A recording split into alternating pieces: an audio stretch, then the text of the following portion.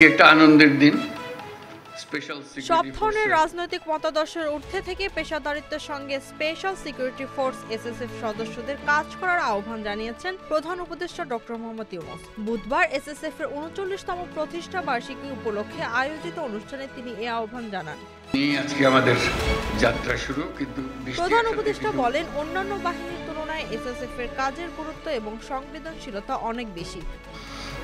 আমরা ব্যবহার করতে পারবো কিনা সেটা শুধু দেশের অভ্যন্তরেই নয়, দেশের বাহিরেও রাষ্ট্রীয় সফরগুলোতে এসএসএফ বিভিন্ন দূতাবাস এবং সংশ্লিষ্ট দেশের প্রোটোকল ও নিরাপত্তা বাহিনীর সঙ্গে একযোগে কাজ করে সফরসমূহ সাফল্যমণ্ডিত করেছে।